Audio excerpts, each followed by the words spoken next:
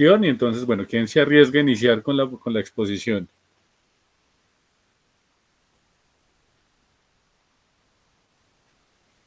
Ya estamos acá, igual. Ok.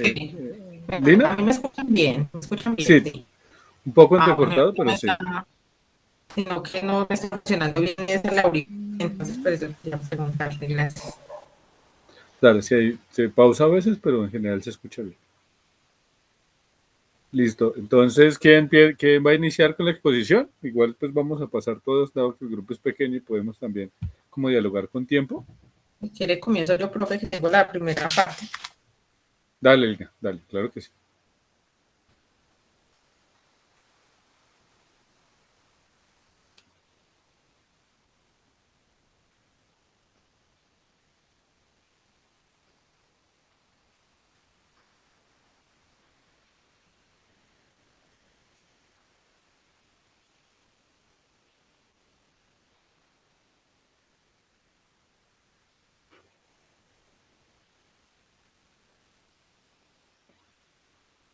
¿Listo, Lina? ¿Estás compartiendo? No te escuchamos.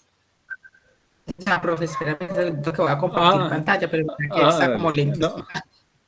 no, no te preocupes, no te preocupes. Es como estaba en silencio. De pronto es que a veces uno me pone a hablar y está en silencio el equipo, pero no hay ningún problema.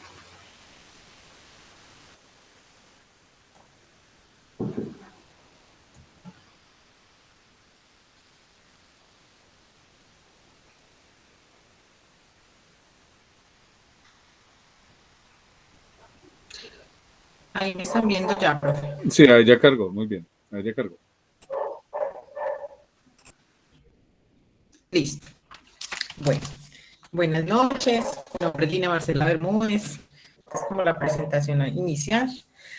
Del libro de Ciudades Muertas, Ecología, Catástrofe y Revuelta. Me correspondió el primer capítulo, que habla de los blancos, son solo uno al sueño. Sí se está viendo la siguiente diapositiva, profe. Estamos en la que dice los turnaristas. Estamos en, muchas gracias, la última. Estamos en Bueno, la. sí. Que mira, que no me, yo ya le di presentar y como que se salta hacia el final. Dale, si ¿Será que quieres se no las lo hacen presentar. así mejor? Sí. Exacto, así es más fácil, sí. Listo. Ahí la ven, pero la agrando otro poquito. Pues mira que a mí se me quedó suspendido en la profecía, no sé. A mí también. ¿Qué será? Yo no sé si es mi internet que está más malo, pero Dale, no te preocupes, si quieres yo ahí la dejo de vuelves a compartir cargar. y vuelvo al Dale. inicio. A ver, ¿será que al presentar le digo mejor que toda mi pantalla, una ventana, una pestaña? Es que yo la verdad no sé mucho. ¿Tú lo tienes en qué? ¿En PowerPoint? PowerPoint, sí señor. Yo creo que la última, Una pestaña. Listo. una pestaña, sí.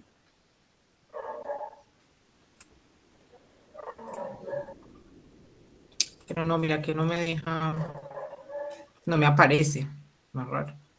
Se me va a tocar decirle que una Una ventana. ventana.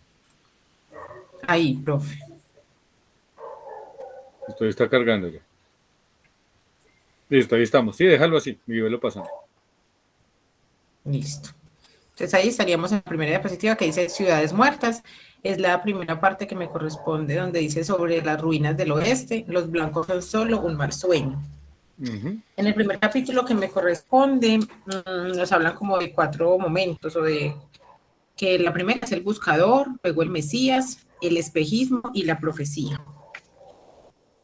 Bueno, entonces voy a empezar con la primera parte, que es el buscador. Nos habla que esto sucedió en el Valle de Mason, Nevada, del 1 de enero de 1892.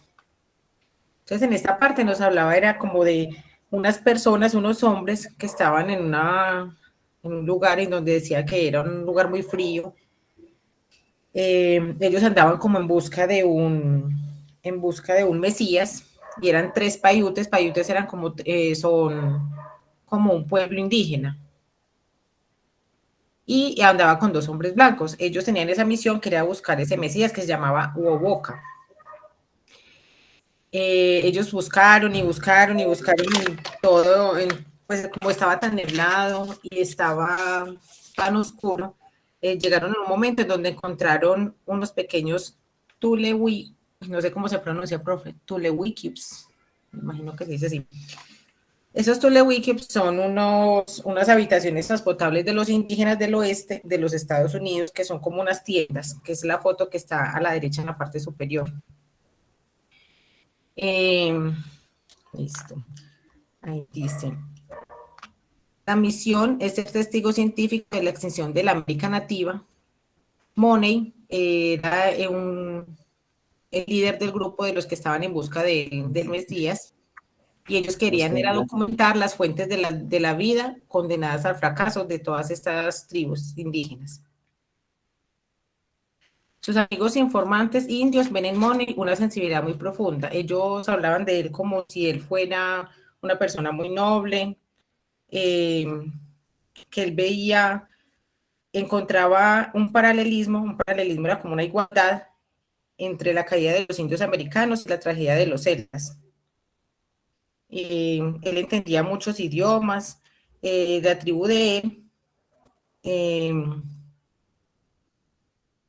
tenía muchos, pues él habla como de unos amigos con unos nombres hasta chistosos, que decía que oso parado, truenos de fuego, caballo americano. Ellos decían que él era una persona que, a pesar de que era blanco, era una persona con una sensibilidad muy profunda. Él, aparte de eso, va de tribu en tribu buscando información sobre una nueva religión de la que él habla. Perdón, espera un segundito. No te preocupes, Lina. Aprovecha que tenemos tiempo, entonces no Le hay digo, bueno, dice. Ya. La verdad, le cuento, profe, que me costó un poquito, me tocó leerlo bastante. Sí, por el tiempo, más que todo por la redacción, porque hablan mucho como de unos pueblos y de muchos nombres. Por ejemplo, Money, pues era ahí, como les comentaba, era el líder del grupo, el que estaba como en busca de ese Mesías, y el Mesías ya después fue el que apareció ya con muchos sucesos. Bueno, también hablaba de varias tribus, eran los primeros que les hablé, que son los Paiutes, luego aparecieron los Lakotas.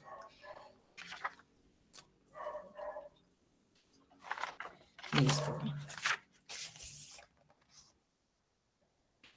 Nos habla de que Money en algunas semanas estuvo con los Lakotas en Dakota del Sur. Estos pueblos soñaban como con un renacimiento mágico. Ellos décadas atrás se habían aferrado a una ceremonia reconocida como el baile fantasma. Para ellos era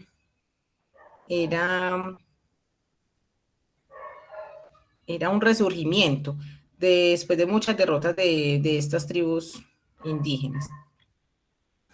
Bueno, sigamos con la otra. Ya sigo con el Mesías. El Mesías, como les comentaba ahorita, es Wowoka, que significa hombre con hacha. Era un hombre muy joven, tenía 35 años y era hijo de un hombre blanco. A sus 4 años de edad fue testigo de la batalla de Pyramid Lake.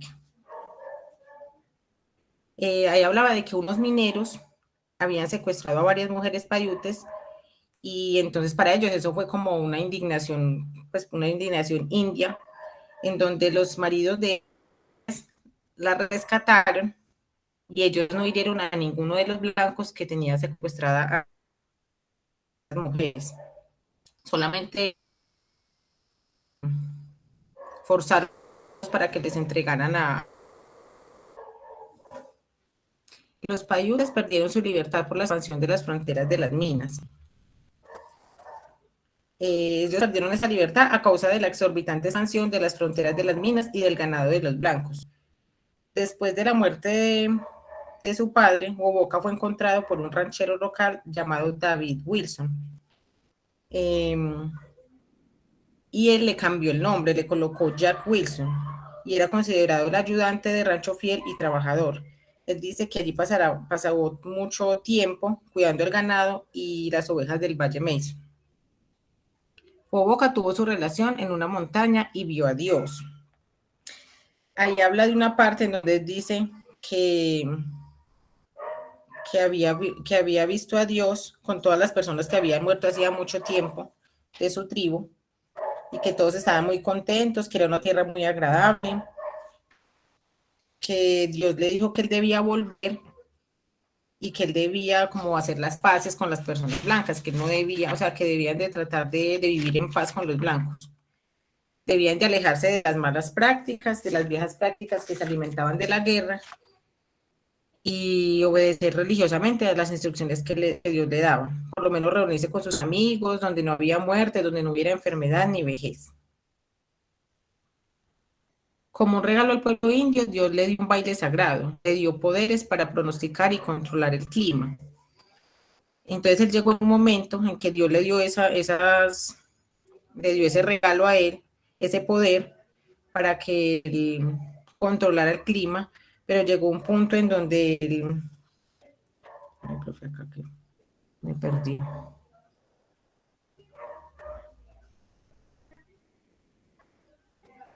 Y él como que quería abusar de eso y quería sacar, era como provecho de ese don o de ese regalo que Dios le había dado.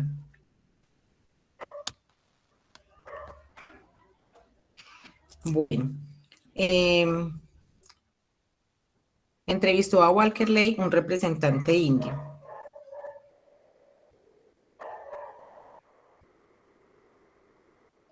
Ahí fue donde él le dijo a él que escribiera y que le enviara al presidente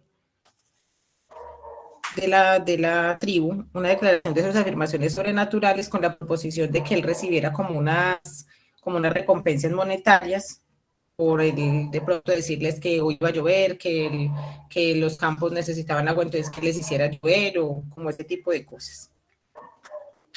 Él habla del primer baile fantasma, que fue en enero de 1839 en la reserva de Walker Lake.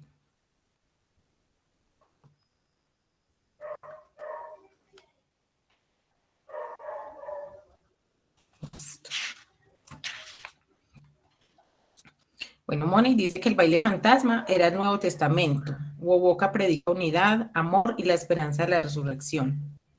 Money cita el ejemplo de un amigo Arapahoe que perdió a su hijito. Arapahoe también era otro grupo indio, otra tribu india.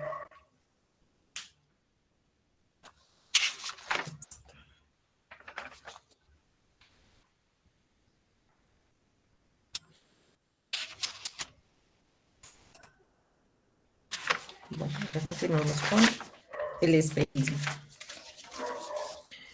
En el centenario de la conversación de Money con Wovoka en enero de 1991, un joven Paiute me ubicó para ver la tumba de Wovoka. Él quería conocer la tumba de Wovoka porque ya Wovoka pues era como una leyenda, y conocer las condiciones de vida de sus tataranietos. Al principio no tuvo suerte al encontrar para encontrar la lápida, entonces buscó un Paiute, encontró un joven de 25 años que lo ayudó a encontrar la tumba, pero él nombraba algo muy chistoso ahí, que decía que ese Paiute ya no era como eran ellos, como están en las fotos que están al lado derecho, que eran de una tribu, sino que ya era un hombre que estaba en un Ford Ranger rojo, escuchando música, tomando café. O sea, llegó en el momento en que ellos ya como que se dieron a todo lo que lo sometieron los blancos, entonces ya eran hombres como si fueran blancos. En la segunda parte nos habla de que encontró flores y se dio cuenta que la religión del baile fantasma no había muerto. La religión del baile fantasma no murió. Él decía que seguía teniendo presencia vital para muchos americanos nativos. Su legado espiritual es dinámico y todavía está siendo elaborado.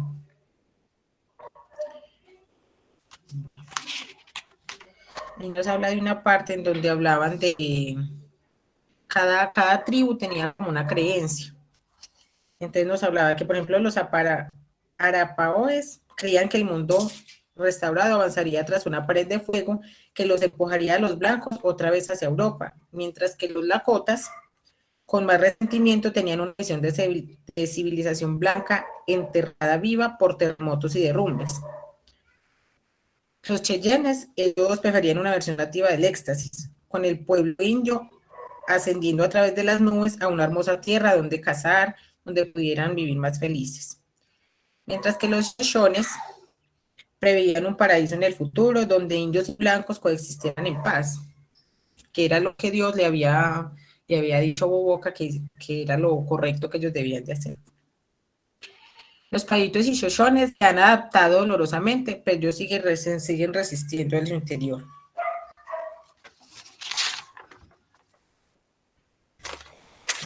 Nos dice que los Paiutes y los Shoshones modernos viven en casas con luces, tienen camionetas, ya ellos envían a sus hijos al colegio y presionan a los miembros del Congreso, pero ellos lo hacen con una fuerte conciencia de inestabilidad y pensando en que ellos quisieran volver a su vida indígena. Ellos han transformado los atributos exteriores de sus vidas, pero se siguen resistiendo como en su parte interior. Para ellos el baile fantasma era muy importante y hablaban de que la esencia del baile fantasma es quizás la resistencia moral necesaria para ellos sobrevivir a este espejismo.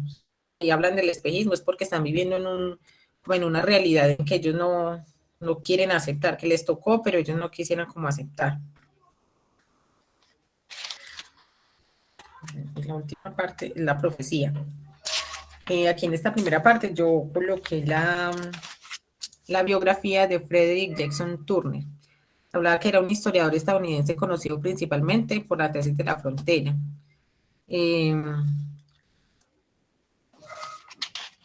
No sé, profe, ahí en el principio hablaban decían que es interesante especular qué estaba haciendo Frederick Jackson Turner el día en que Money se encontró con Wowoka. O sea, hablaban como ellos, como él era un historiador, como el que estaba haciendo en ese momento, de pronto en su casa, relajado, y ellos dos viviendo esa historia, entonces lo hablaban como en ese sentido. Bueno, aquí se me pasó, qué pena. Los turneristas casi todos trabajaban en el campo, todos aceptaban el camino evolutivo, reconocen una cierta estabilidad de la identidad regional y una continuidad histórica. Los herederos de Wowoka rechazan los telos del producto final, ven más como un caos ontológico. Ontológico, no sé, profe, si usted me puede corregir ahí, ontológico, yo encontré algo que decía que era como la naturaleza del ser. Más sí, pero lo que pasa es que el ontológico habla de la totalidad. O sea, los estudios ontológicos son una búsqueda de la totalidad.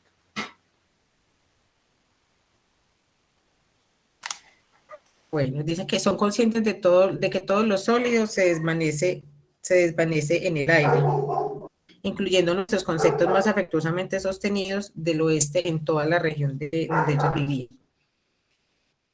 Wowoka mantiene en sus tataranietos una visión apocalíptica de la historia del oeste americano. Para ellos hablaban como de apocalíptico o del apocalipsis, que era literalmente la revelación de la historia secreta del mundo, concretándose bajo la claridad de los últimos días. En otras palabras, ellos afirmaban que Wowoka ofrece como una epistemología neocatastrófica. Profe, esa neocatastrófica yo no encontré ese significado. Neocatastrófica significa una nueva catástrofe. Pero si quieres terminar la exposición, ahorita te doy algunos comentarios sobre ella. Bueno. Ellos decían que les ofrecía como una epistemología neocatastrófica para interpretar la historia del oeste desde el punto de vista de ciertas características terminales del paisaje milenario que se está acercando. Wowoka nos invita a reabrir la historia desde un futuro ya visible. Para aquellos que conservan la tradición del baile fantasma, para las culturas, este punto final es también irónicamente el punto de renacimiento y restauración.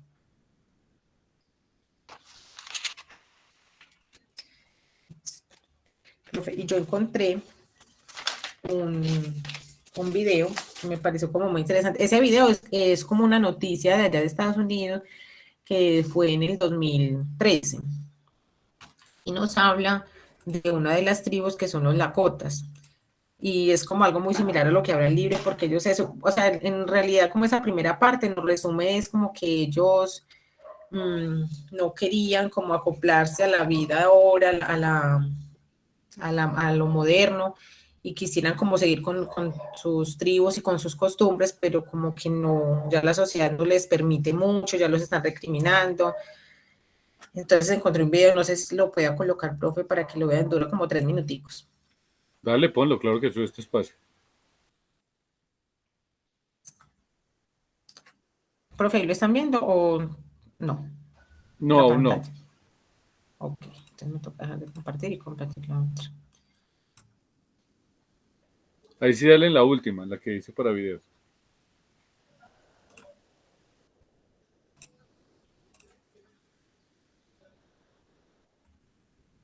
Ahí lo están viendo. Ahí está cargándose. Las abuelas Lakota son un grupo de indígenas que han dado la batalla por sacar a su pueblo de la pobreza y preservar sus usos y costumbres. Veamos la historia. Solíamos ser Lakotas fuertes, pero hoy estamos perdiendo todo eso.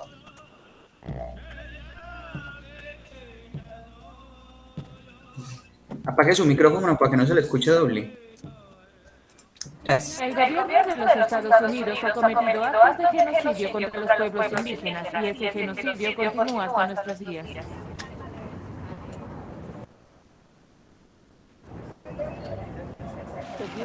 Todas estas personas maravillosas se han reunido el día de hoy para detener el genocidio de nuestro pueblo. Estamos aquí para contribuir a la sobrevivencia de los indígenas de la gran nación Sioux. Ha sido un gran tour. Hemos recorrido muchas ciudades y ahora estamos aquí en Nueva York para pasar por las Naciones Unidas. Así no podrán decir que nunca les informamos de lo que está sucediendo. Los Lakotas siguen sufriendo abusos hoy en día y muchos de ellos viven en las zonas más pobres del país. 97% de los Lakotas viven por debajo del margen de pobreza. Un tercio de sus casas no tienen servicios como agua potable y aguas negras, mientras que el 40% no tiene electricidad. La tasa de desempleo en su reserva india es de 95% o más. Pienso que vivimos en el infierno. Se han llevado todo lo que tenemos. Pareciera que los blancos no estarán felices hasta que las comunidades indígenas dejen de existir. Ellos quieren ver cómo mueren todos los indígenas. Quieren mantener al pueblo en la pobreza, enfrentándolos unos con otros, que sigan consumiendo drogas y alcohol para que olviden sus diferencias, manteniéndolos abajo. Solo quedan entre 6.000 y 8.000 indígenas Lakota, quienes son los únicos que mantienen viva su lengua y los que mantienen la cultura tradicional. Las tierras Lakota, su cultura e identidad van a desaparecer cuando estas personas ya no estén ahí para protegerlas. Las abuelas y quienes las apoyan están buscando poner fin a este genocidio cultural y ganar el reconocimiento y ayuda de las Naciones Unidas. Hemos estado viniendo hasta esta institución llamada Naciones Unidas desde 1984, solicitando ayuda, pero hasta ahora nunca nos han permitido entrar. Somos una nación, deberíamos tener acceso al igual que tener la capacidad de utilizar la Corte Internacional de Justicia para no seguir siendo víctimas del genocidio. Los pueblos indígenas del mundo están luchando para sobrevivir contra el genocidio político y cultural. Las abuelas Lakota siguen despertando conciencia sobre los efectos destructivos de la pobreza y de la falta de recursos en su comunidad y cultura. María Juliana Vick y Clara Ibarra para Telesur, Nueva York.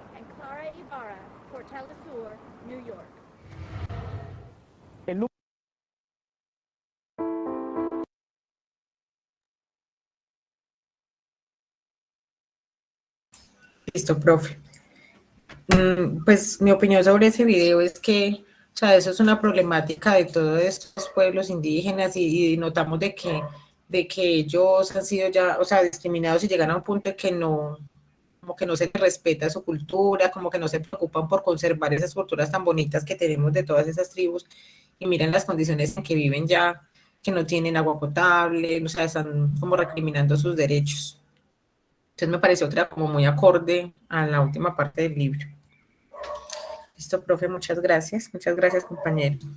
Dale, no, muchas gracias, Lina. Antes, digamos que de hacer la retroalimentación de tu exposición, que me pareció en general muy buena, una buena pregunta más bien es, bueno, ¿cómo relacionas tú, a cada uno le haré una pregunta pertinente, ese capítulo que leíste con lo que hemos trabajado de ecología humana, o sea, ¿cómo lo cruzas? Es libre, no te preocupes por eso. Sí, profe. No, pues yo lo relaciono tanto así que lo relacioné como con el video que vimos, con la película que vimos de Pompoco, profe. Porque no solo en la película lo hicieron ver como animales, ¿cierto? Los animalitos y que les están quitando su espacio. En este libro lo vemos ya con las tribus, ¿cierto? Con los indígenas, en que ellos también se acoplaron tal cual como a como al cambio que tuvo el planeta y que ya al avance, a la tecnología, pero se están viendo perturbados ellos también con su espacio, con sus costumbres y con todos sus derechos también que tienen ellos. Y claro, los espacios de ellos se están minimizando y se están teniendo que ir a vivir a las ciudades, cosa que ellos pues no estaban enseñados y con unas condiciones que no son como las correctas para ellos. Y sí, a mí me parece que es muy acorde como la ecología humana, porque pues igual ahí se ve como toda la transformación de la tierra, como en cuanto afecta a unos y cuánto beneficia a otros. Entonces me parece que tiene como mucha relación. Dale, no. Muchísimas gracias, Lina. Y bueno, tal vez algunas notas, no tanto precisiones, sino complementos a lo que has dicho. Y es bueno, el libro está enmarcado en un punto importante en la historia de Norteamérica, en específico de Estados Unidos. Y es que hay dos elementos que marcan lo que es hoy Estados Unidos como una gran potencia mundial. Bueno, hay varios, pero de eso puedes rescatar dos.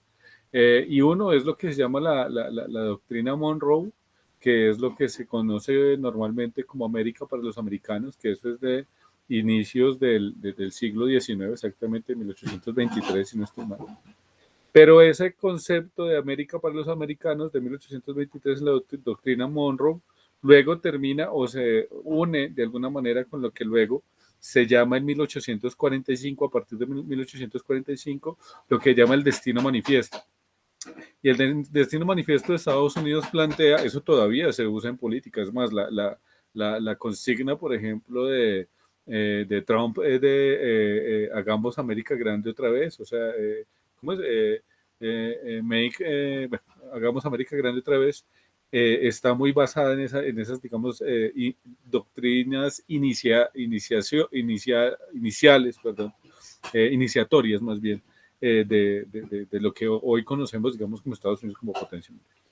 Pero eso que tiene que ver con lo que tú estás exponiendo, y es que finalmente ese destino manifiesto plantea una idea de qué es el Estados Unidos que debe ir de este a oeste, es decir, dicen del mar Pacífico al mar Atlántico, o sea, de lado a lado, pero de norte a sur, dicen, o sea, América debe ir desde donde está actualmente hasta el sur, o sea, hasta el Cabo de Hornos, es decir, hasta abajo en Chile.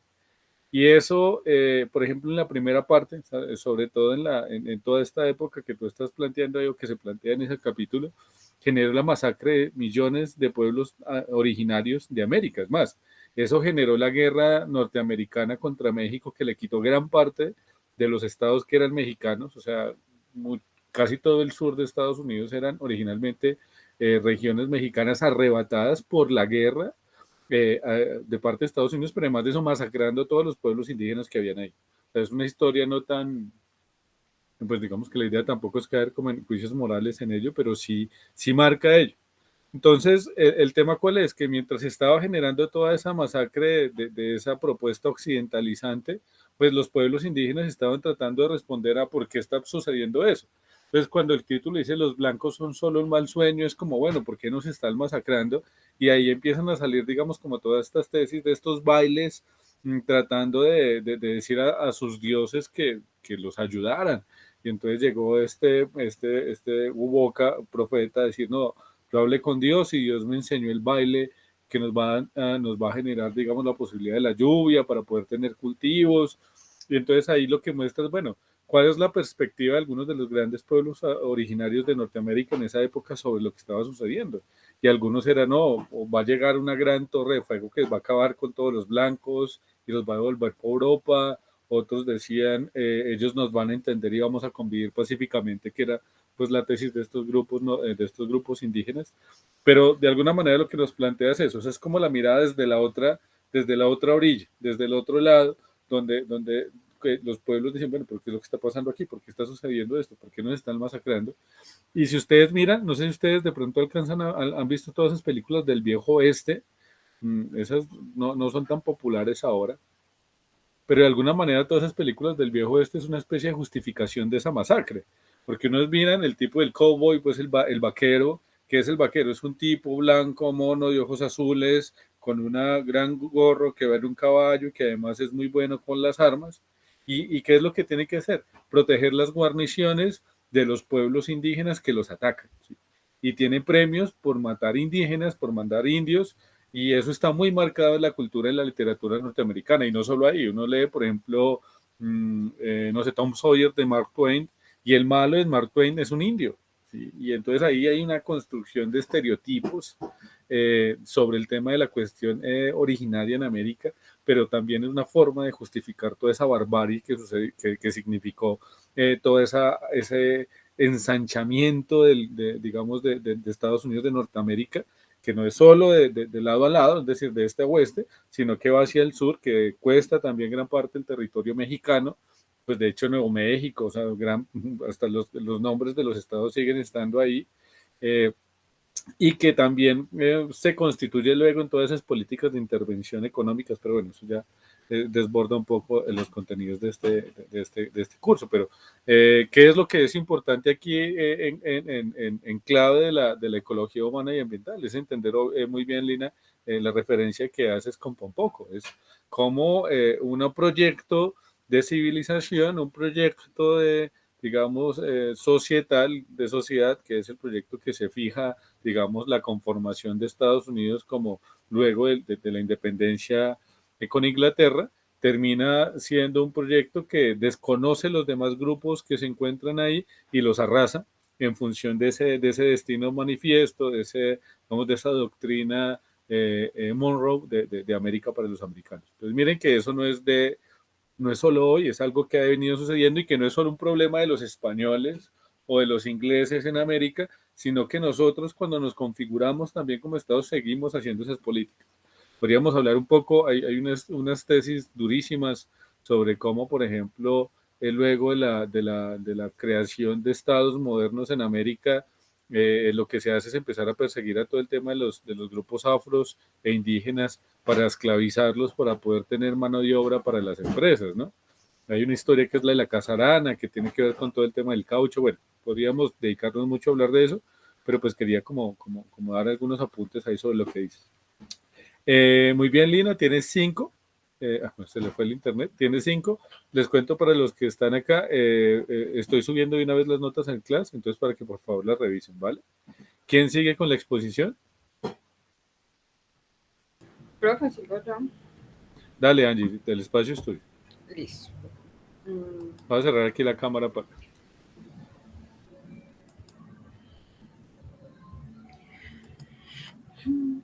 Bueno, mientras Angie comparte, Lina, te cuento que tu nota es 5 y ya la subí al clase.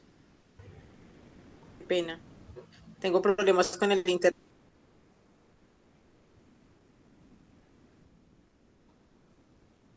No te preocupes que ahí está quedando grabada, entonces si algo luego la ves mejor. Profe, qué pena, ya se está viendo mi pantalla. No, Angie, mira que no. Es en compartir toda la pantalla, ¿cierto? Sí, puede ser, ahí también.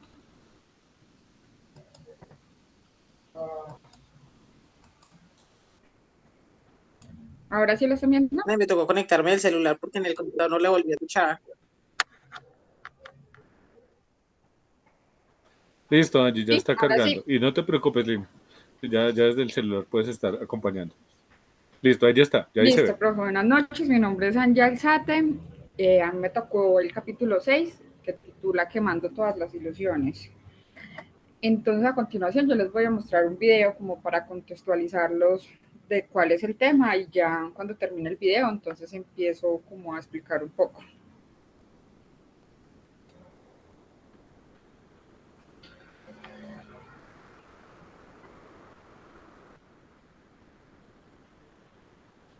No se está escuchando. No se está escuchando nada. ¿Perdón? No se está escuchando. Bueno. Ahí de pronto. No, nada. ¿Está en YouTube el video? Sí, está en YouTube. Bueno, si quieres entra a YouTube y ponlo desde YouTube. A veces cuando está cargado por las diapositivas genera algún lío. Sí. Eso. Y entonces no ponlo en compartir toda la pantalla, sino en la última opción, que esa es la que permite como mejor calidad para presentación de video. Listo. Entonces ya lo coloco. Si quiere, profe, entonces que siga otra persona mientras tanto. No, dale, no te preocupes, eso es un segundito del cambio. Listo. Ahí mientras tanto, ¿ahora sí me escuchas, Lina?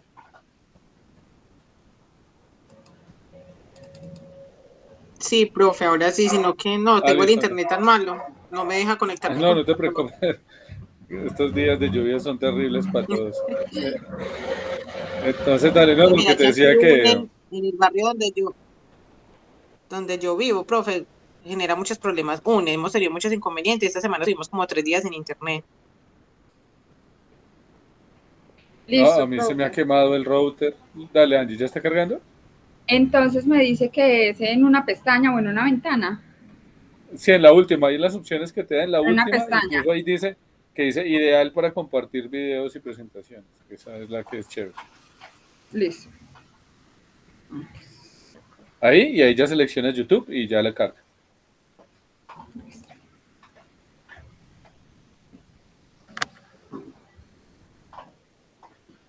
Bueno, vamos al desarrollo de la primera información.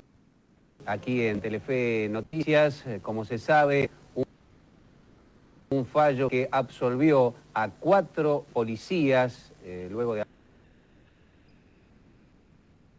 haber apaleado a un automovilista negro, determinó una ola de violencia en Los Ángeles. Vamos al informe que hemos preparado para usted.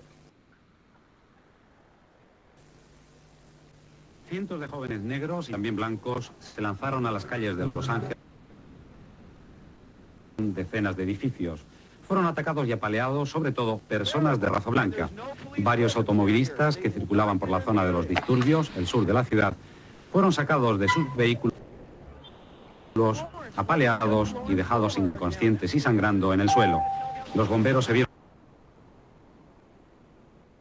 Parte de las escuelas permanecen cerradas. Estos actos de vandalismo se produjeron inmediatamente después de que se diera a conocer el veredicto que declaraba inocentes a 4 policías blancos que el pasado año dieron una paliza a un negro tras ser detenido por conducir con exceso de velocidad. El juicio ha durado 3 meses. Se ha puesto en duda la credibilidad del sistema judicial. En el jurado, compuesto por 12 personas, no había ningún negro. La mayoría de los testigos han sido policías. Y el apaleado, Rodney King, que sufrió la rotura de una pierna y los pómulos, ni siquiera fue llamado a declarar. Los policías eran acusados de brutalidad. El veredicto ha sido que eran inocentes. Las minorías lo han visto como una provocación y la respuesta y el mensaje ha sido inmediato desde la calle con un grito unánime: no justicia, no paz. Todos los líderes políticos dijeron sentirse conmocionados. El presidente Bush acaba de leer una declaración en la que ha hecho un llamamiento para que cese la violencia. Bush ha dicho que sentía frustración y angustia, pero subrayó que nada justifica el asesinato y la destrucción. Con el fin de calmar los ánimos de la gente indignada con el veredicto, Bush ha prometido que el Departamento de Justicia continuará con una investigación sobre la violencia de la policía en Los Ángeles. 13 muertos, 150 heridos y hasta el momento 300 incendios se han producido en la ciudad de Los Ángeles. Esta violencia amenaza con extenderse a otros sitios de los Estados Unidos. Nos preguntamos por qué, lo averiguó nuestro compañero Daniel Fresco en este informe.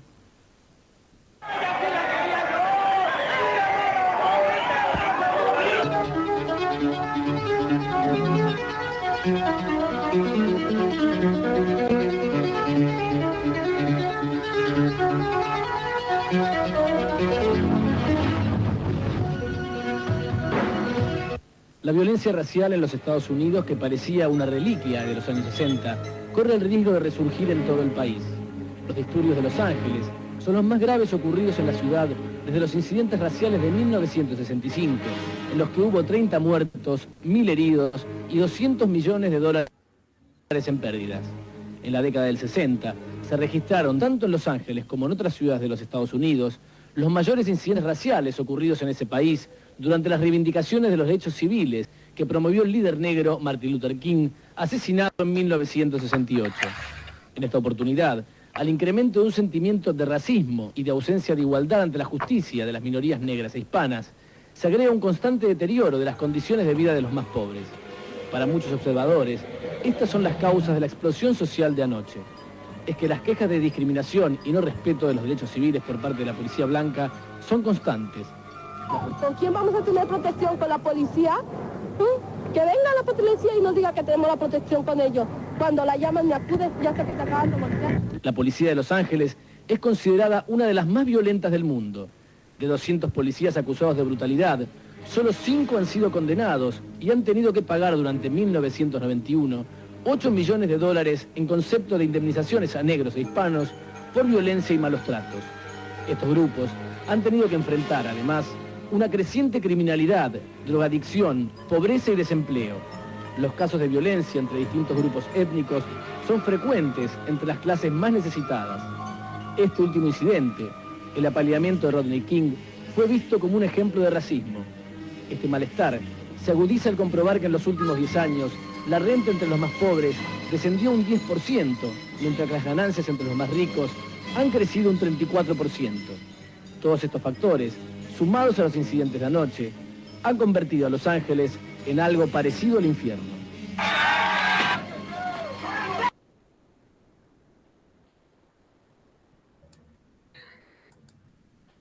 Listo, profe. Entonces comienzo nuevamente con las diapositivas. Por favor, me cuentan si ahí la están viendo.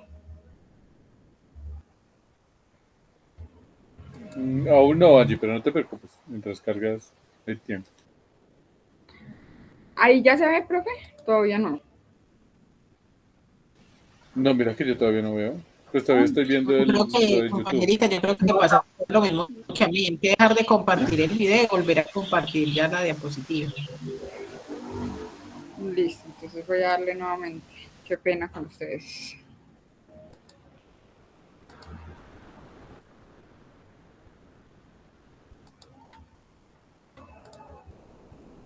Tranquila, compañera, que esto de las TIC ha sido, mejor dicho, la prueba para todos. Ahora sí la están viendo. Ahora sí. Listo, muchas gracias. Ahora sí. Sí, sí. Entonces yo voy a empezar como a contarles bien qué fue lo que desencadenó las protestas del 29 de abril de 1992 en Los Ángeles y qué pasó después. Entonces empezamos, bueno, dice que el tema principal son los disturbios en el centro sur de la Rabia Negra y de los Crips y los Bloods. Los Crips y los Bloods son unas bandas que son originarias de Los Ángeles, para que sepan.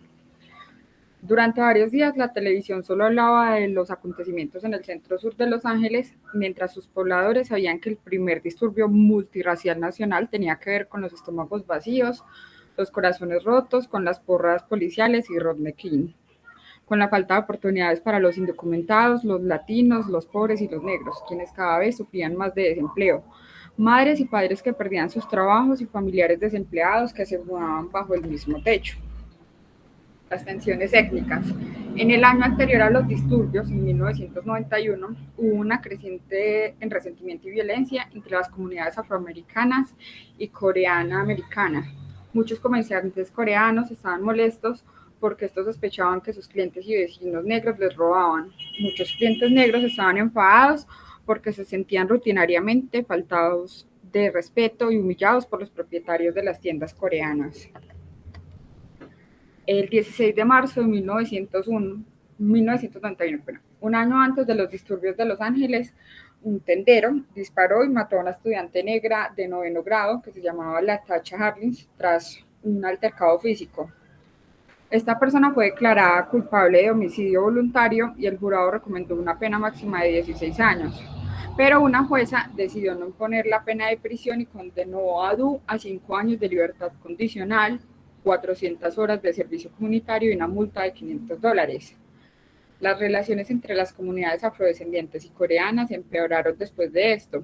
La primera se volvió cada vez más desconfiada del sistema de justicia penal y posteriormente un tribunal de apelación estatal confirmó la decisión de la condena en abril de 1992, y esto fue exactamente una semana antes de que empezaran las protestas.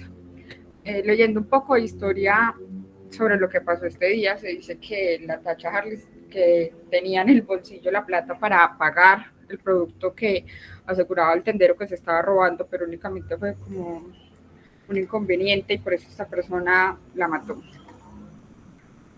Otro tema que desencadenó las protestas fue lo ocurrido también con Rodney King, el 29 de abril de 1992, que fue el día que empezaron los disturbios. Dice que este día unos jueces absolvieron a 4 agentes del Departamento de Policía de Los Ángeles que habían sido acusados de haber hecho un uso excesivo de la fuerza en la detención y la paliza que le brindaron a Rodney King.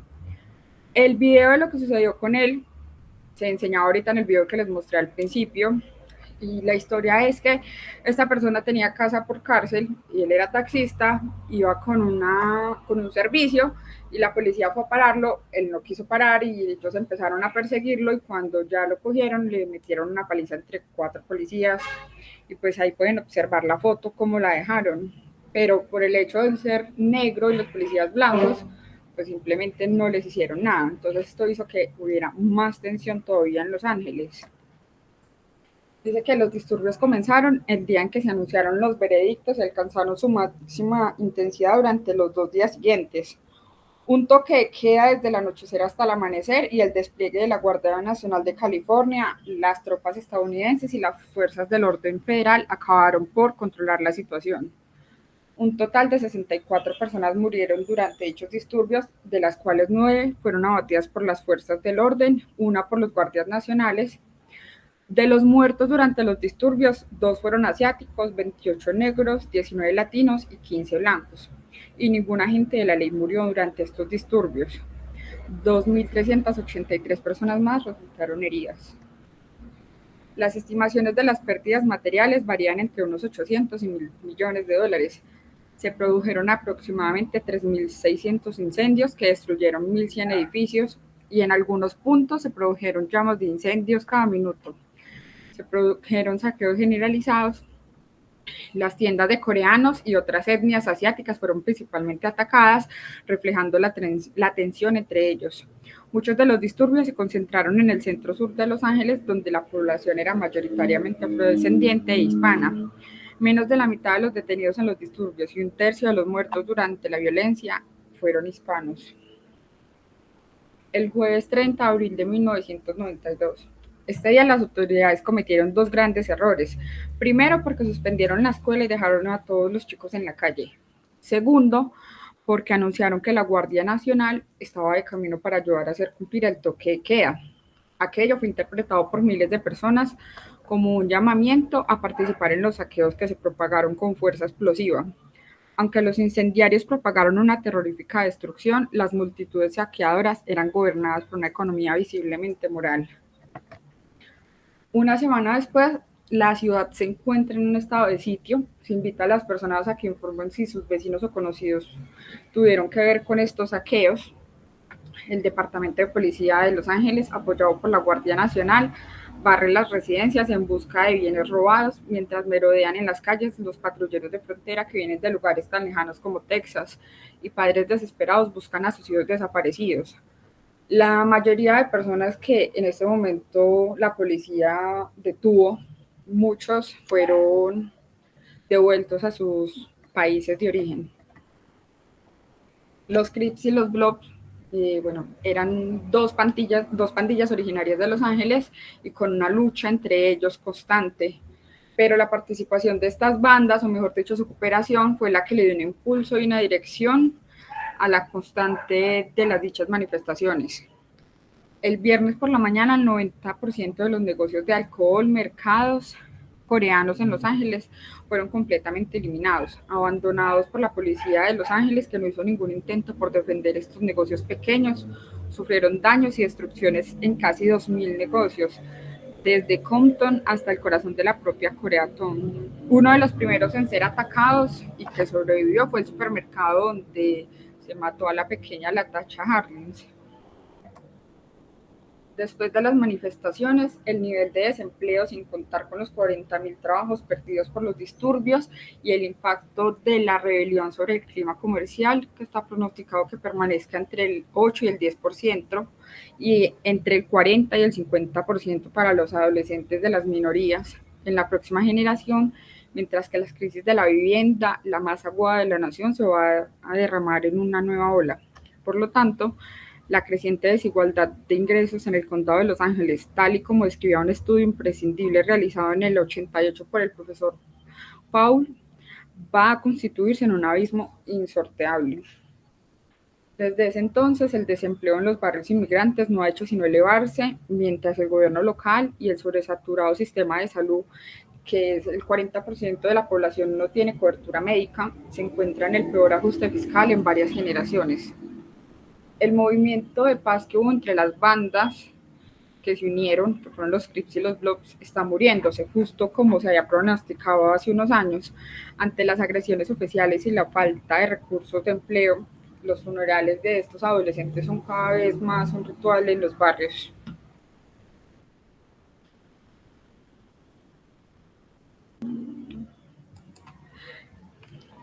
Profe, bueno, ese era mi tema.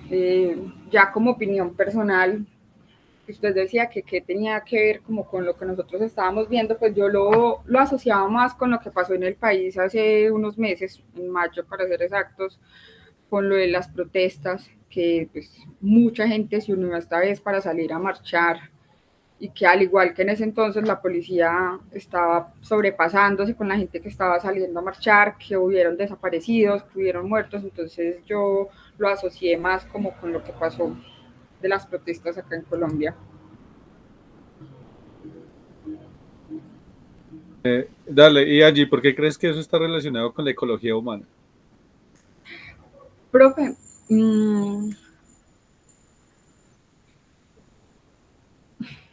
No te preocupes, no te sientas corchada, no lo digo en mal sentido.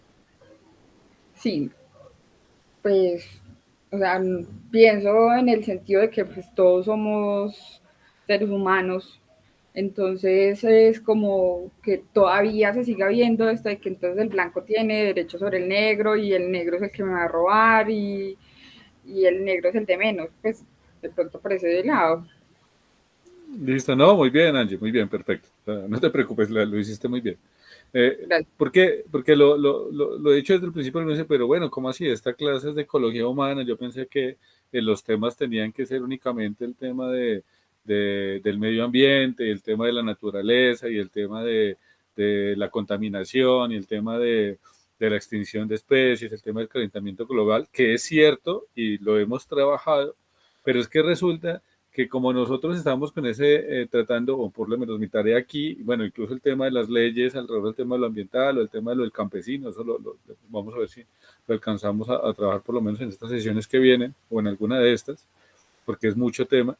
Hay algo que sí es fundamental, y es que como nosotros somos parte de esa naturaleza, hablar de ecología es hablar también de las relaciones que tenemos nosotros como seres humanos, ¿verdad? Y cómo nosotros, por ejemplo, construimos esa idea de civilización, pero entonces esa idea de civilización aparece a veces como una forma de devorar al otro, y el otro es lo que está al frente, o sea, el otro es una comunidad indígena, el otro es un bosque, el otro es un río, el otro es una comunidad desplazada, el otro es una comunidad pobre, el otro es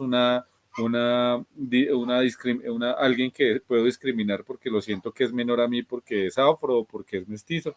O sea, fíjense que es la misma, o sea, el discurso digamos, de la ecología humana entiende es como hay una construcción de la voracidad de cierta categoría humana que se ha ido construyendo en los últimos años. Espero no haber sido muy enredado para decirlo, y que eso es finalmente lo que ha puesto en jaque todo. O sea, todo no es solo el río, la fauna, la flora, lamentablemente sí, o está dentro de ello, dentro de todo ese paquete, pero no es lo único. O sea, ahí están nuestras relaciones como seres humanos. Y mira que eso, cuando yo leí ese capítulo allí, yo pensaba, también en el paro, pero por ejemplo lo que pasó con George Floyd hace muy poco, que fue lo mismo. O sea, es como si se repitiera la historia. O sea, como 20 años después, más o menos, creo que es el tiempo. Uno mira lo de George Floyd, ¿se acuerdan? El afroamericano que murió mientras mientras salía de la tienda, es una historia casi que uno podría decir que se calcó. ¿Y por qué sucede eso? ¿Por qué se repiten estas cosas? Pues finalmente porque hay una, digamos, como una situación que nosotros tenemos que superar, que cambiar, y pues finalmente se construyen categorías, estereotipos, por ejemplo, y son estereotipos que no son que son fáciles de medir. Por ejemplo, la mayoría de las cárceles de Estados Unidos están llenas de afros y de latinos. O sea, la mayoría de los presos en Estados Unidos son afros y latinos. Y eso no significa que por ser afro, por ser latino, uno tiene un gen más malvado. O sea, significa que hay cierta exclusión, cierta marginalidad, porque hay una relación entre pobreza y violencia, hay una relación entre pobreza y delincuencia, y esa exclusión y esa marginalidad pues llevan a que los índices de ladrones, homicidios, bueno, todos esos que están, todas las personas que están en el marco de la ilegalidad, pues sean mayoritariamente afros y latinos. Pues, pero miren cómo desde ahí uno, entonces ya se construye el estereotipo, ¿no? Es que porque es afro es ladrón, o porque es latino es ladrón, o distribuye drogas, o es prostituta, porque lamentablemente eso es una imagen que nos han construido, pero pues no miran que pues finalmente esas acciones y esas violencias que se transmiten están más por el tema de la marginalidad y la exclusión que realmente por una situación como patológica innata nuestra. Entonces, ahí, por ejemplo, todo eso es ecología humana y ambiental. ¿Por qué estoy haciendo esa claridad? Porque quiero que no se vea como si esto fuera un relleno o algo muy distinto de lo que hemos trabajado, ¿no? Y eso también está en la pregunta, ya les doy la palabra a Sandra o a Martinson, pero pues quiero también que tenemos para este día de hoy es, bueno, ¿por qué? Y se las hago incluso al que exponga para que la trabaje, porque creo que todos los temas pueden permitir eso. Necesariamente desarrollo siempre va en contra de ecología, es decir, siempre que pensamos en avanzar es necesariamente que en eso necesariamente tiene que destruir el medio ambiente, tiene que destruir la naturaleza, tiene que destruir el entorno, tiene que devorar, digamos, los pueblos indígenas o las comunidades que se encuentran ahí. Esa es, digamos, la pregunta que he querido como que tenemos para hoy y que creo que con estos temas podemos irlos abordando. Pero me preocupa pues que puedan tener el tiempo suficiente para hablar Martinson y Sandra. Entonces, pues el que quiera, por favor, continúe para las exposiciones. Angie, tiene 5, por supuesto, por esta exposición tan buena que hiciste. Listo, profe, gracias. No, a ti. ¿Quién se anima? ¿Martinson o Sandra? Bueno, profe, yo creo que yo no sé si Sandra, pues yo tengo uno como de los últimos temas. Entonces, si los vamos a hacer en orden, pues seguiría Sandra, pero sí, o sigo yo. No sé, Sandra, ¿qué opina? Pues, profe, buenas noches para todos. ¿Cómo les parece que yo no vi la tutoría, pero con uno de mis compañeros me dijo que el libro, que había que elegir un capítulo, lo que me dijo, hay que mirar la tutoría porque ahí exponen una parte de lo que hay que hacer. Y yo hice la primera parte que expuso la primera compañera, pero no me leí solamente ese capítulo porque realmente esta semana en las idas al trabajo es que he aprovechado para leer el libro. Me parece dale, no, entonces no.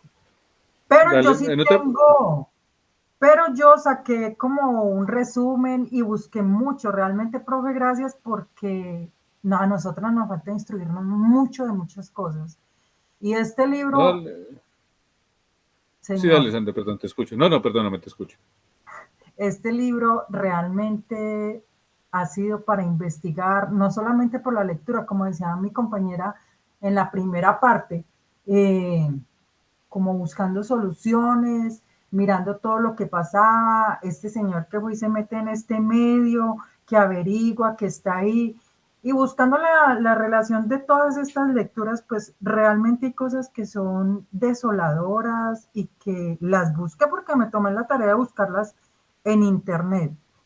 Y realmente es triste. Entonces, no, pero Dale, no, pero Sandra, pues ya que arrancaste, dale. O sea, toma el Listo, espacio, profe. vamos contigo y cerraríamos con Marcos. Dale. Listo, profe.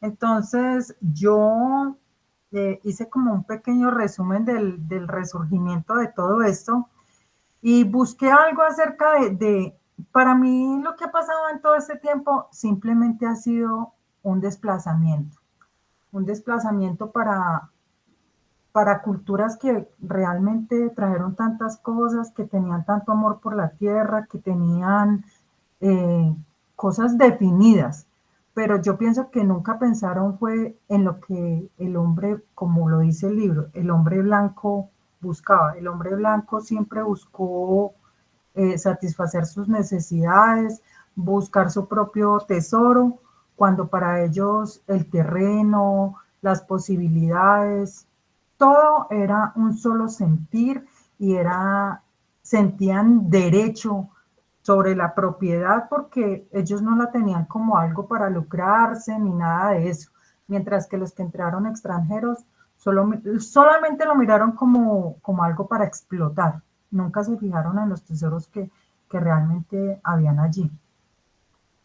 Y yo creo que no solamente en esos tiempos, pues yo pienso que de esos tiempos ahora solamente hay una fotografía de lo que pudo haber sido hace muchos años atrás y que ahora mirando en internet realmente, como decía mi compañera, hoy en día solamente les queda vivir en medio de una sociedad diferente a la que ellos quisieran, pero que me gustaría compartir este texto que encontré. Vamos a ver si lo puedo compartir, que realmente no sé cómo lo puedan, a ver, entonces dice que mi pantalla.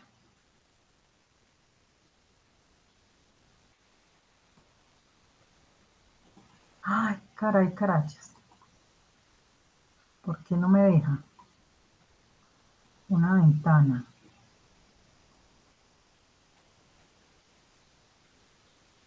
Oh, por Dios.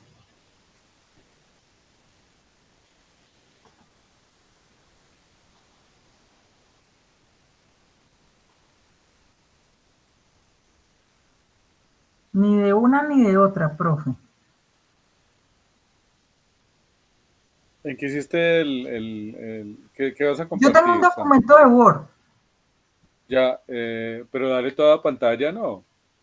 Es que yo le doy, dice tu pantalla completa, le doy ahí.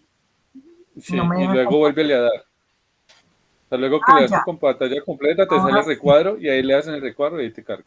Listo, profe, ahora sí. Lo logré. Estamos aprendiendo. Y ahí ven la pantalla. Sí, señora. Sí, estamos en el Word, de hecho. Ok. Entonces todo empieza así. Yo me tomé. Entonces empieza acá, trabajo presentado al profesor, ecología humana y ambiental.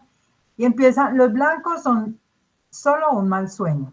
Tenemos imágenes de años atrás de cómo pudieron haber sido los pueblos y pues con ser que aquí ya el hombre tiene bastante invadido el terreno. Entonces dice, la era del oeste salvaje era conflictiva. Las tribus de nativos americanos y los colonos luchaban por la tierra cuando los recién llegados se mudaron al sur. Y sigue aquí. Entonces, esto es lo que yo les digo.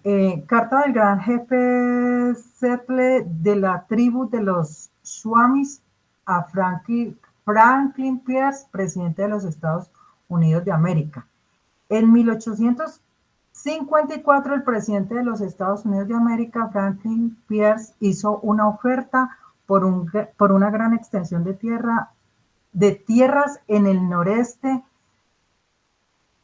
de los Estados Unidos, en la que vivían los indios Swamis, ofreciendo una contrapartida, crear una reserva para el pueblo indígena.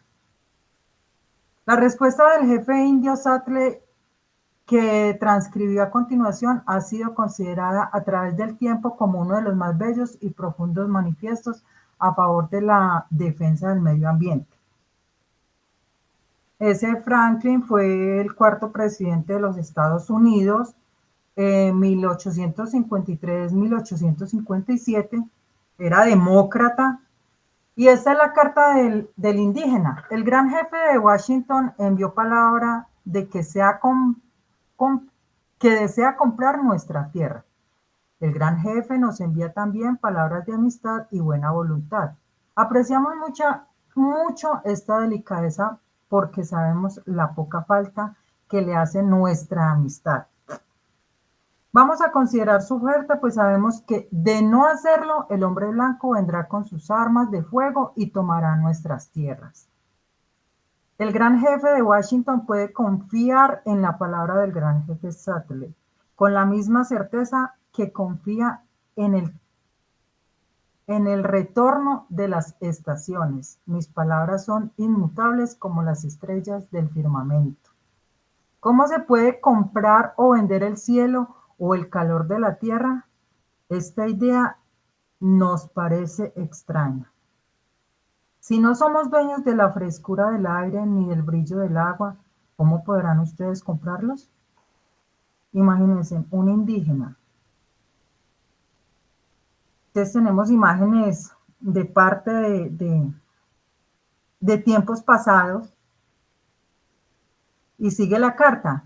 Cada pedazo de esta tierra es sagrado para mi pueblo, cada aguja brillante de pino, cada grano de arena de las riberas de los ríos, cada gota de rocío entre las sombras de los bosques, cada claro en la arboleda y el zumbido de cada insecto son sagrados en la memoria y tradiciones de mi pueblo.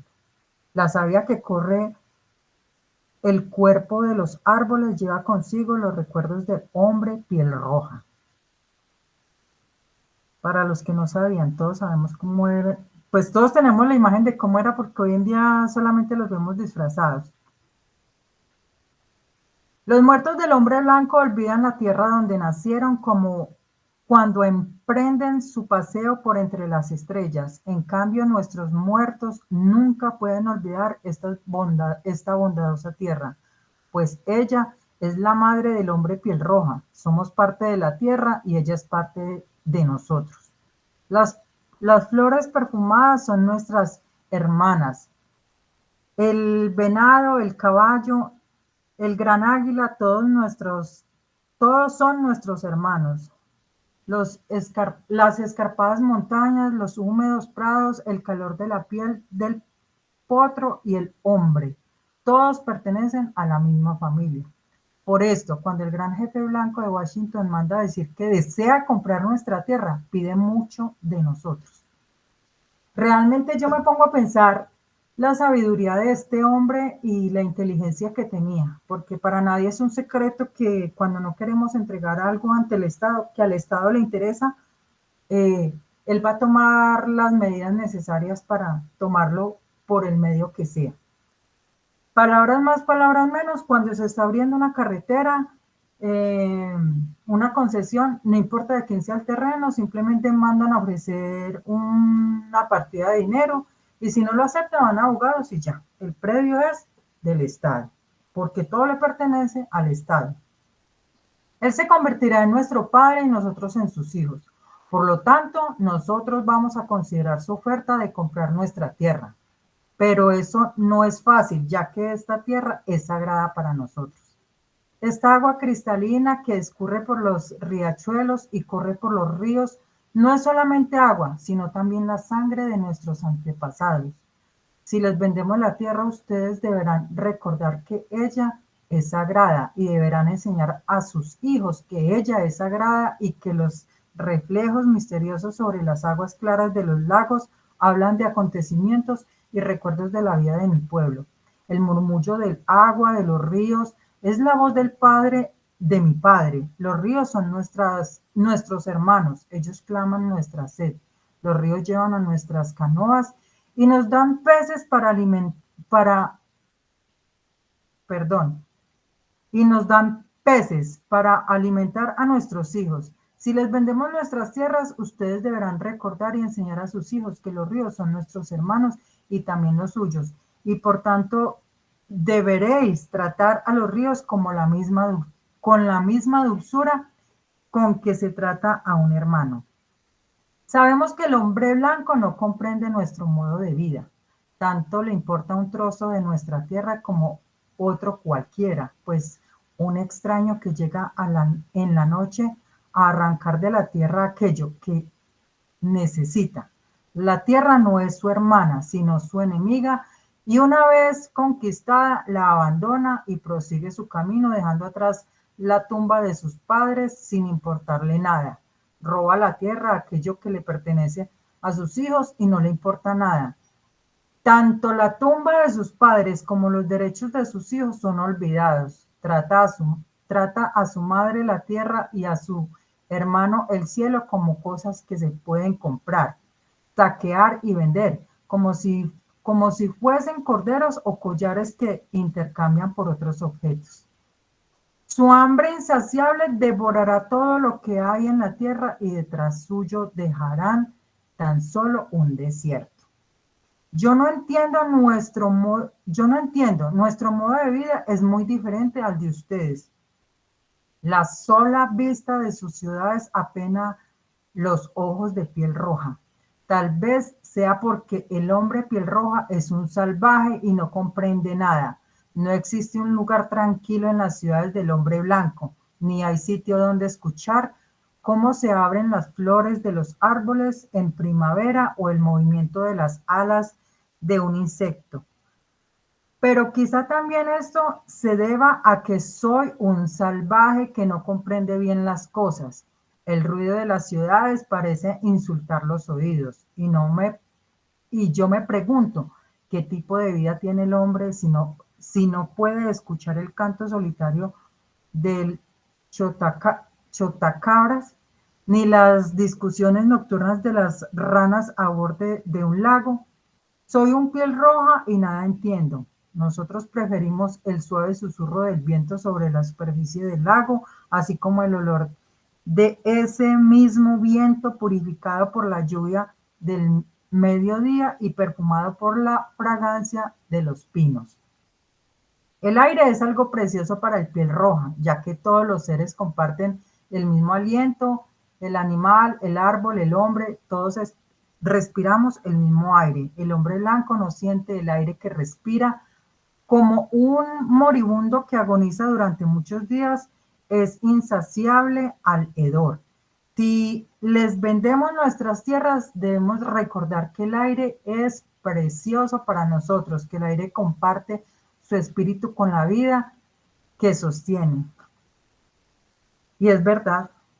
Imagínense todo lo que pasó nada más ahora en la pandemia, lo difícil que fue cambiar los hábitos de vida. Yo no sé ustedes qué opinan, pero esta carta fue real. Y realmente no sé qué puede haber experimentado este hombre a la hora de escribir esta respuesta al presidente de ese momento. Y no sé qué pudo haber pensado el presidente. Pero si yo les digo, hay una parte más adelante del libro que habla acerca de la historia escondida, se ha revelado de forma dramática en la antigua Unión Soviética. Nosotros poco, y hablo por mí, no hablo de nadie más. Por ejemplo, la catástrofe nuclear que hubo en 1957. Y esto fue en la ciudad militar secreta de Chelyabinsk, donde hubo tanta gente muerta, donde tenían, eso fue una catástrofe total. La radiación de esa bomba habla por ahí en una parte del libro que hubo mutaciones en la gente, en los animales, en todo el medio, que nunca hubo una respuesta para ellos y aún siguen viviendo como desplazados. Queremos considerar su oferta de comprar nuestra tierra. Si decidimos aceptar, yo pondré una condición. El hombre blanco debe tratar a los animales de esta tierra como a sus hermanas. Soy un salvaje y no comprendo otro modo de vida. He visto miles de búfalos pudriéndose en las praderas abandonados allí por el hombre blanco que les disparó desde el caballo de hierro sin ni tan solo pararlo.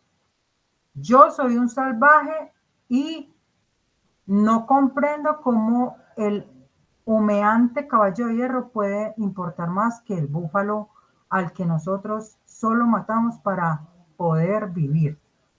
Y si habla de ese inmenso caballo de hierro es en aquellos tiempos que buscaban la explotación y llevaron el tren y no les importaba todo lo que tuvieran que hacer para simplemente poder abrir una línea de ferrocarril, férrea. Deben enseñarle a sus hijos que el suelo que pisan son las cenizas de nuestros antepasados. Digan a sus hijos que la tierra está enriquecida con las vidas de nuestro pueblo, a fin de que sepan respetarla. Es necesario que le enseñen a sus hijos lo que nuestros hijos ya saben, que la tierra es nuestra madre. Todo lo que ocurra a la tierra le ocurrirá también a los hijos de la tierra.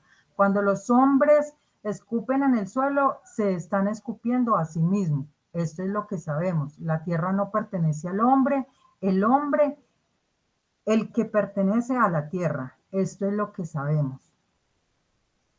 Vamos a hacerlo por acá más resumido. Esta tierra es preciosa y despreciarla es despreciar a su creador.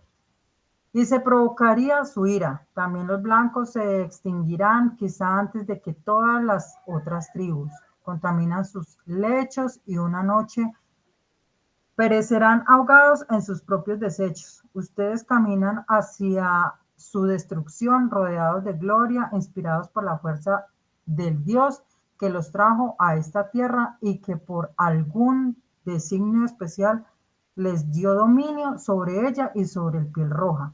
Ese destino es un misterio para nosotros, pues no entendemos. ¿Por qué se exterminan los búfalos? Se doman los caballos salvajes, se impregnan los rincones secretos de los densos bosques con el olor de tantos hombres y se obstruye la visión del paisaje de las verdes colinas con enjambres de alambres de hablar. ¿Dónde está el matorral? Destruido. ¿Dónde está el águila? Desapareció. El final de la vida y el inicio de la supervivencia. Entonces, palabras más, palabras menos, cada tiempo hemos venido siendo víctimas de algo que decía el profe hace clases pasadas. ¿Es la serpiente que invade nuestra casa o somos nosotros que invadimos el terreno de ellas? ¿Son los animales los que están pidiendo a gritos espacio o somos nosotros los que en el afán de caminar adelante de todo hemos ido destruyendo, hemos ido creando una tumba y no pensamos en lo que dice este hombre? Enséñenle a sus hijos ese tema de cuidar, como dicen muchos, se aplica mucha teoría, pero a la práctica poco. De cómo es ese cuidado, qué le vamos a dejar a nuestros hijos, a nuestros nietos, a nuestros bisnietos, si es que llegase ese tiempo, porque a todo lo que estamos viviendo hoy, pues no sé qué tanto vaya a continuar este tema.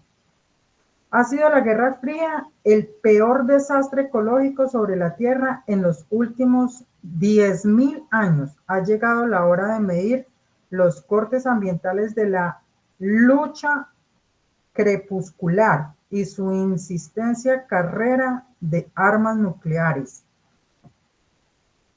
Realmente, profe, de este tema hay mucha tela de donde cortar y realmente nosotros, y vuelvo y digo, lo hablo por mí.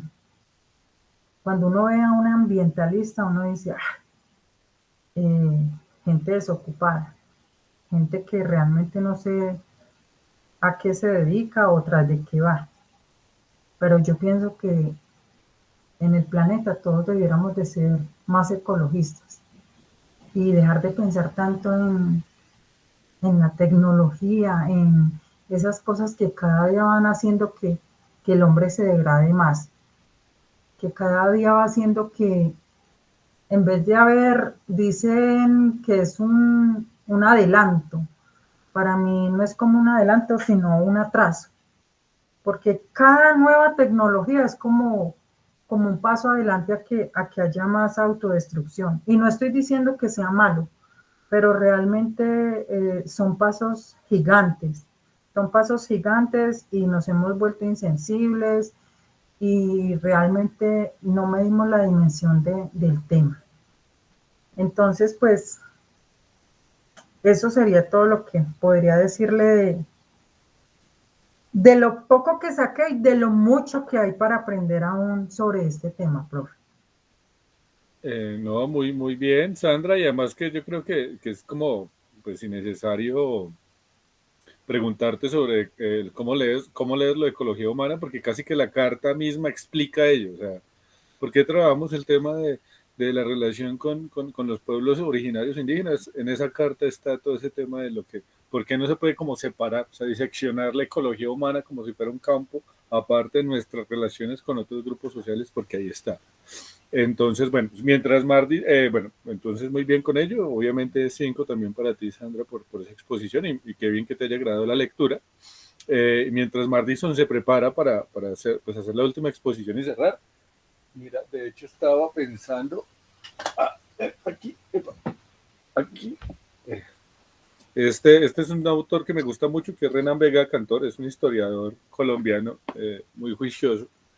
Y en este libro habla un poco de todo el tema de la situación de los pueblos indígenas y los campesinos en Colombia, sobre todo en la primera parte del siglo XX. Pues es un estudio que se centra como en los primeros años del siglo XX. Quiero leerles un pedacito mientras Mardison prepara. Y dice así, desde el siglo XIX los grupos indígenas habían soportado, como ningún otro sector social, la presión sobre la tierra, puesto que la colonización de fronteras se convirtió desde entonces en el mecanismo empleado por los terratenientes y legitimado por el Estado colombiano para no repartir las mejores tierras en el centro del país y en los lugares poblados, sino para presionar a campesinos expropiados, antiguos esclavos negros y colonos a desplazarse a los territorios baldíos o a las zonas indígenas.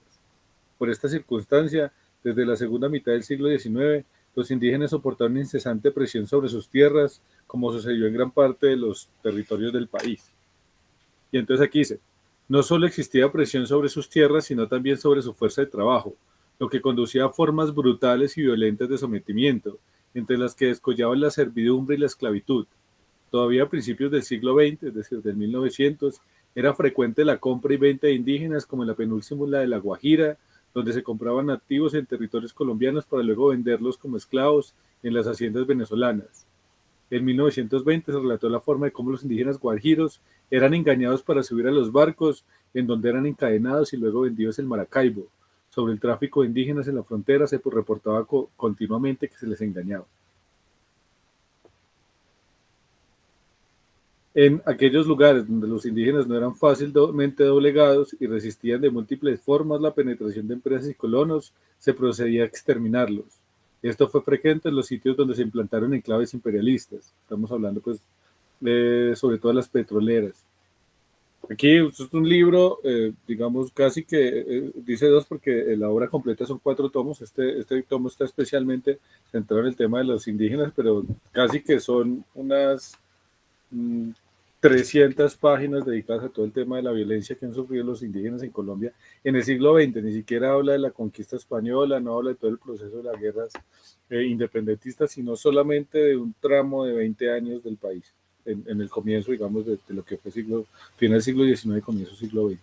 Entonces, pues como para contar que aquí ha sucedido y ha sucedido de formas brutales también todo ese proceso de exterminio de los pueblos indígenas, que no es solo un problema de exterminio físico, sino también del cultural, y de no reconocer que en ellos hay otras formas de ver la vida y la realidad.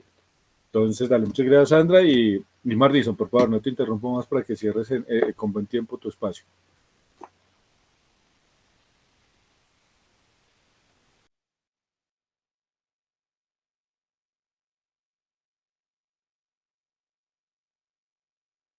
Mardison.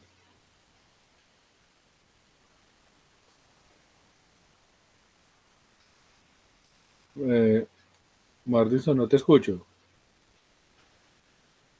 Yo tampoco, profe. Ah, ya. Se fue. Ay. Hablando de dificultades de conectividad. No, y ahorita que se puso a llover, profe. Ay, santo Dios. Que Mardison está en Río Sucio, si no estoy mal. ¿Quién sabe cómo está el clima por allá?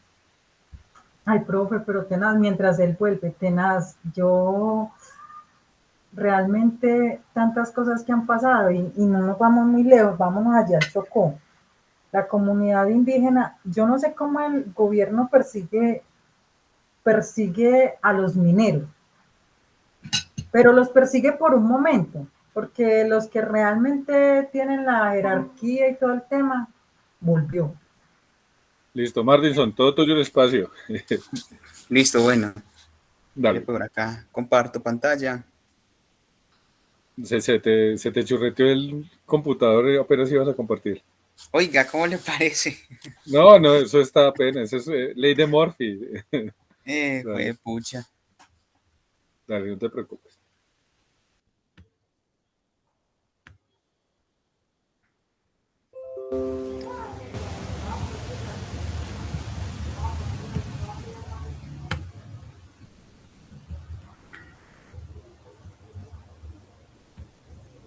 Bueno, ahí me escuchan.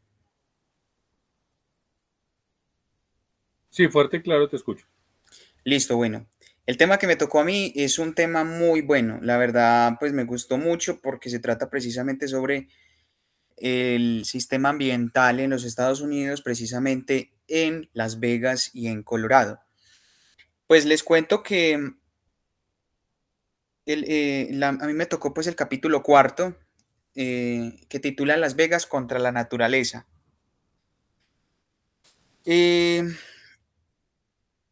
Hace una pequeña y breve descripción de cómo a partir del año más o menos del año 1990 comienzan a hacer una gran metrópoli en la ciudad, y entonces comienza el capítulo diciendo que fue anunciada como la mayor explosión nuclear, no nuclear, de la historia de Nevada, que eso fue hacia 1993, cuando se comenzaron a derribar edificios pues para poder hacer, digamos, para poder nuevamente levantar grandes hoteles y grandes lugares en los cuales se pudiera convertir pues Las Vegas en el lugar más, en el lugar, digamos, en la capital mundial de los juegos de azar principalmente.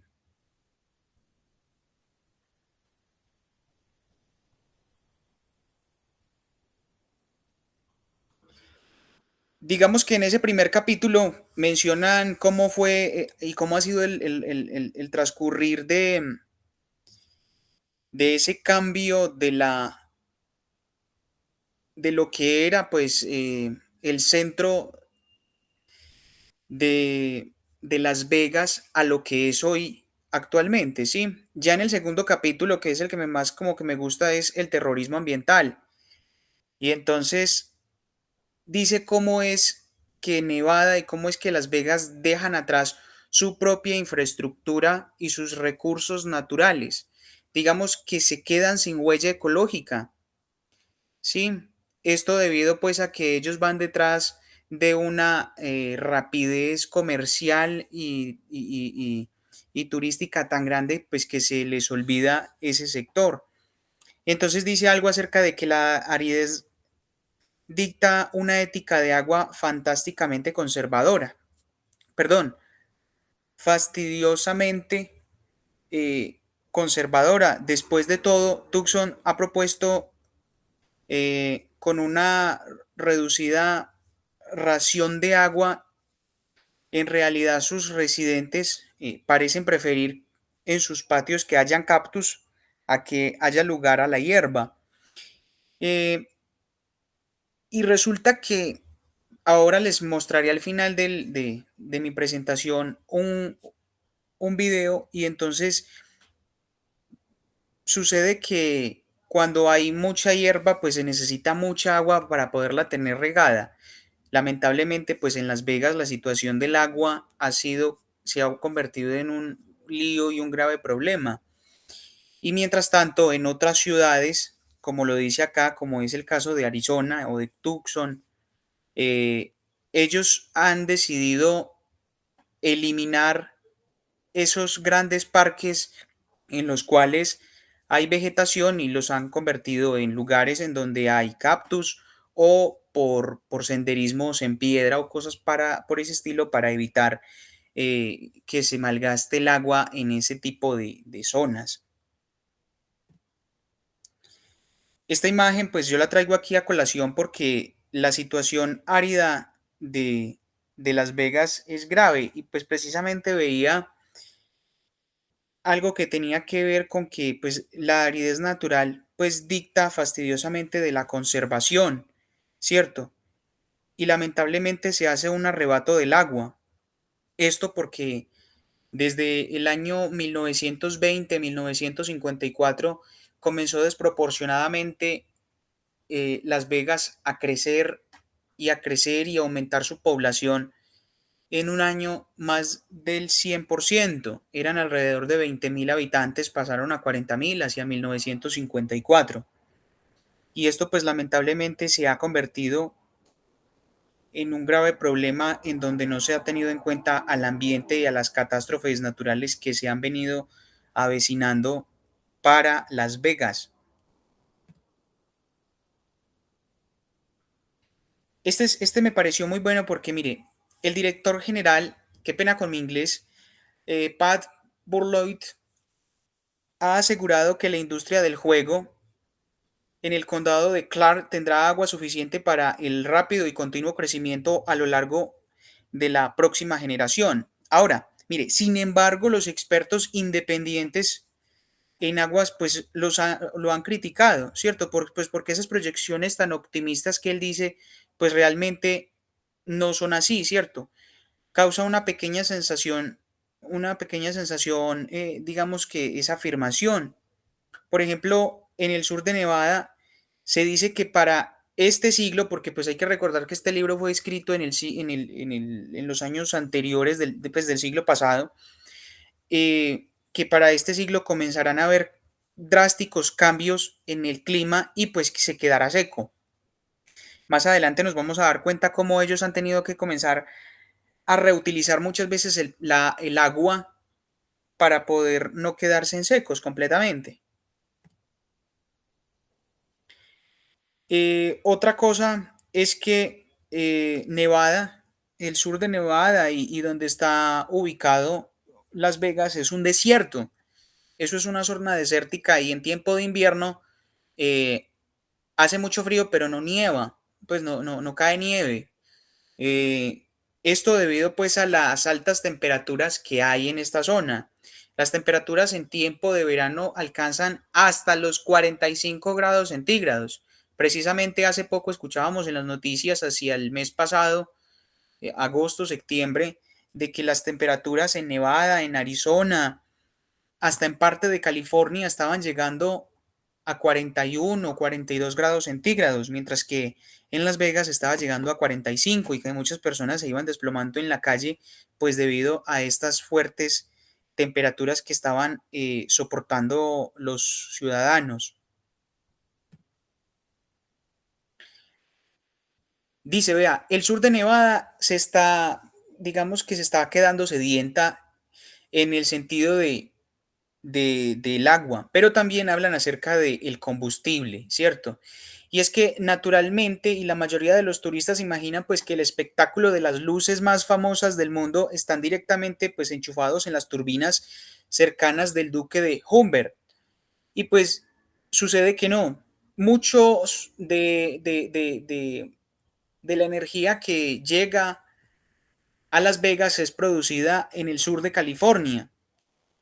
Y pues porque digamos que el agua y los diques que hay, por ejemplo el dique en Humbert, no jala toda la proporción de energía que necesita esta ciudad. Cosa muy parecida a lo que está Martinson, sucediendo. Señor, perdóname, ¿en qué diapositiva estás? Es que yo solo estoy viendo la primera todavía. ay, juepucha, ¿verdad? No me diga. Sí, ya, ahora sí, ya, listo. Ahora sí ya. Sí, Pero ya. bueno, voy a mirar si ahí sí la están viendo. Sí, ahí dice, el sur de Nevada está tan sedienta de combustible. Ah, bueno, uy, qué pena. Entonces todas las anteriores no las pudieron ver. Yo las vi por las miniaturas, o sea, vi las miniaturas ahí, pero pues no sabía si era que estabas adelantando, pero dale, no te preocupes. Ay, hijo de madre, bueno. Entonces, por ejemplo, otro caso es que se supone que uno al ver a los Estados Unidos y ver a Las Vegas y al estado de Nevada, uno cree que utilizan un muy alto porcentaje de electricidad renovada o de electricidad limpia. Y según lo que nos decía el libro, es que solamente el 4% del actual consumo eléctrico proviene de electricidad limpia. Lo vine a ver ahora, pues investigué un poco más y dice que la energía limpia en Nevada y en Las Vegas hoy, en el 2021, es del 16%. Lo que han aumentado ha sido muy poco. Ahí sí se está viendo ahí. La No, yo estoy electro, viendo la anterior. Pues ya pasó el crecimiento hiperbólico, ¿no? No, Ay, no seas. Ahora sí. ahora sí, sí. Ah, bueno, listo.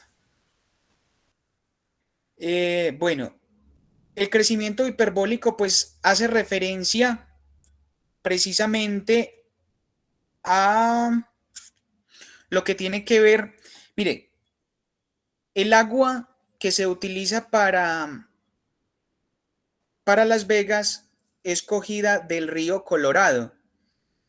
Pues resulta que eso, digamos que, mire, en otras palabras, el milagro de Las Vegas pues demuestra la fatídica persistencia pues de un sistema de asentamiento humano ecológico. Digamos que ese asentamiento ecológico se ha perdido y digamos que socialmente en bancarrota en confirmación a una peor pesadilla. El crecimiento se ha ido disminuyendo debido a que también el río Colorado ha ido disminuyendo su caudal y se ha ido viendo vertiginosamente un completo desaprovechamiento en la misma agua, porque los mismos residuos van a caer a este mismo río. El último tema es el reverdecer del sistema desértico urbano. ¿Me regalan por favor un segundito? Dale, Marlison, no te preocupes. Ya vuelvo.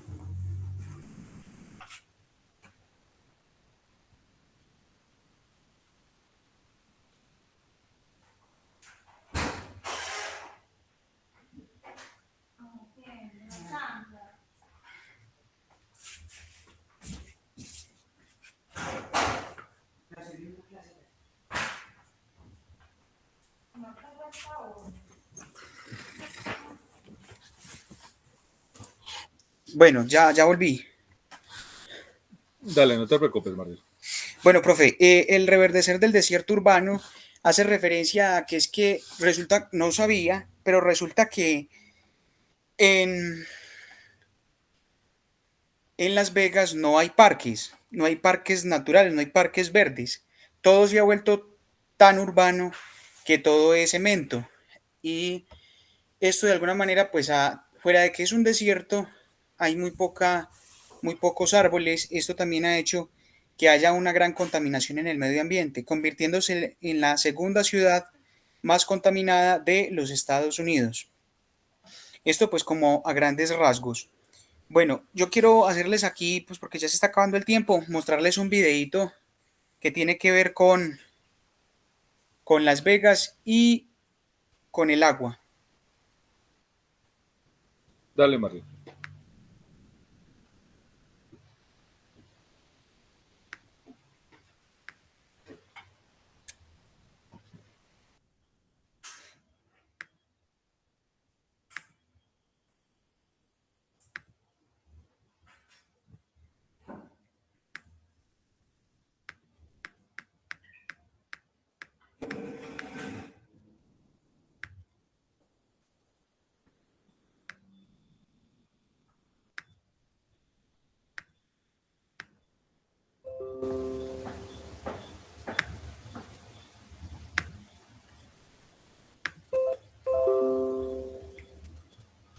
Bueno, ahí sí ya están viendo. Sí, señor. Sí, ahí estamos viendo, sí.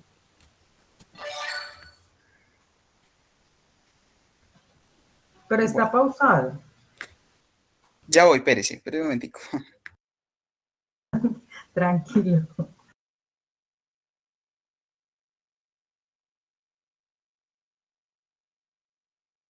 Sea que recién llegaste al Valle de Las Vegas o hayas vivido aquí durante décadas, sabes que estamos enfrentando un gran desafío con el agua y que está a punto de volverse más complicado.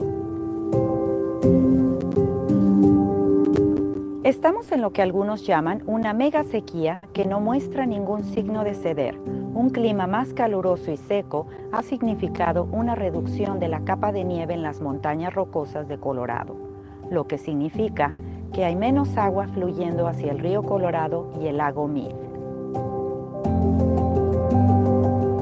El gobierno federal acaba de declarar una escasez de agua en el río Colorado, nuestra principal fuente de agua potable.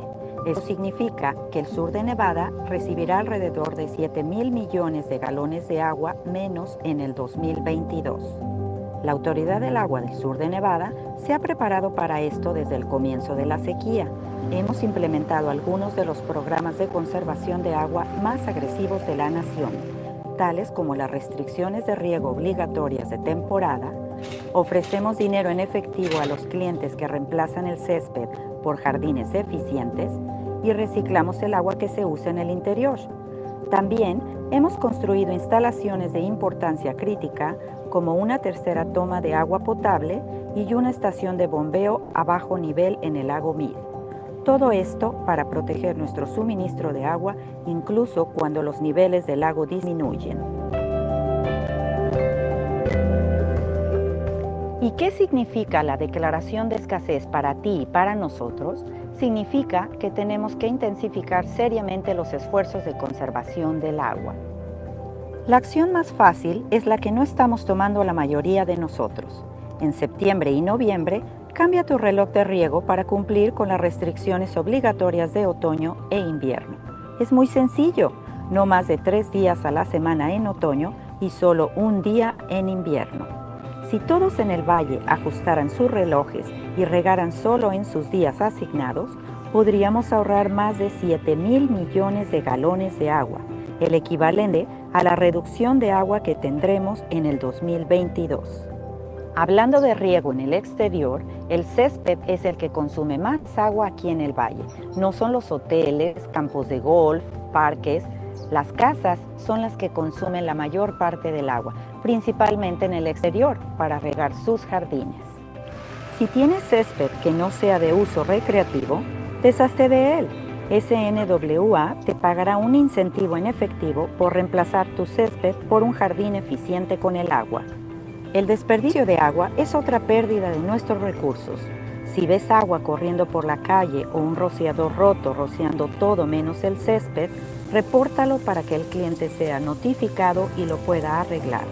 Reducir el desperdicio de agua en nuestro valle nos ahorraría decenas de millones de galones de agua cada año.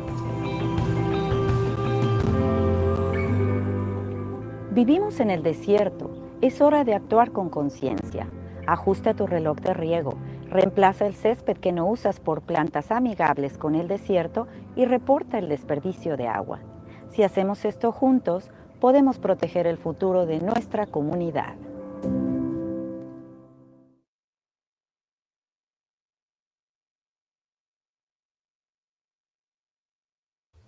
Bueno, profe, esa fue ay, escucha. Un centro de vigilancia en Shanghái. Bueno, profe, esa fue como mi presentación y sobre lo que tenía pues que ver en el capítulo 4 de Las Vegas. Aunque yo creo que hablando ya ahorita, precisamente, yo creo que el capítulo decía Las Vegas contra la naturaleza. Yo creo que ahorita ya es la naturaleza contra Las Vegas, porque ya se están quedando sin agua, entonces ahí sí ya están muy preocupados. Lamentablemente, pues en el momento en que pudieron haber hecho algo, en haber protegido los recursos naturales, pues digamos que no lo hicieron y tomaron el tema de una forma como muy desapercibida y ya están viendo esas graves consecuencias. Sí, Marlison, muy claro, creo que también como lo estás trabajando, igual el próximo sábado creo que tendremos 2 exposiciones más de las compañías que no se han podido unir por algunas razones. Iniciaríamos con ellos 2 y continuaríamos con el tema, porque quiero proponerles algunos documentales y videos para ver en el marco pues, de estos debates, además de lo que hemos ido trabajando.